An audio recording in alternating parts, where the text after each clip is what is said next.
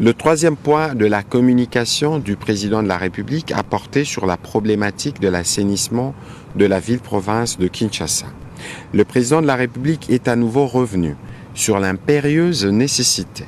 de renforcer les mesures d'assainissement dans la ville de Kinshasa. Pour une énième fois, il s'est vu dans l'obligation d'y revenir tant que la situation actuelle demeure non seulement préoccupante, mais atteint désormais un niveau profondément alarmant, voire catastrophique. Les amas d'immondices qui jonchent nos avenues, les marchés insalubres, les caniveaux obstrués et les déchets plastiques qui envahissent nos cours d'eau traduisent un manque de suivi manifeste dans la gestion de la salubrité publique. Les conséquences sont multiples et graves, notamment la pollution de l'environnement, encore la propagation des maladies hydriques.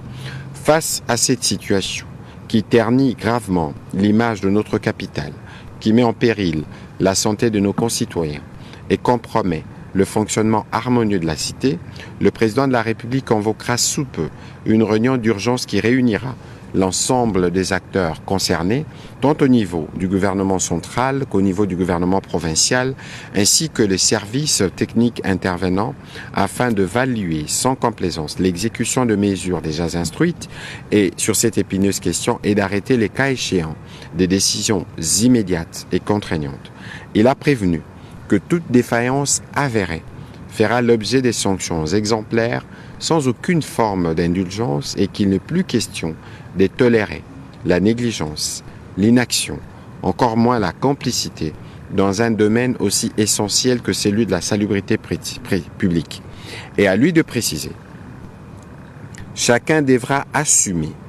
pleinement ses responsabilités, car la protection de la population, la dignité de notre capitale et le respect des instructions données ne sauraient souffrir d'aucune déviation. Le droit de nos concitoyens à vivre dans un environnement sain constitue un impératif constitutionnel auquel nul ne peut se soustraire.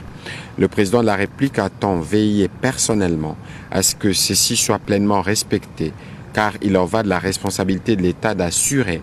un cadre de vie digne et sécurisé pour tous.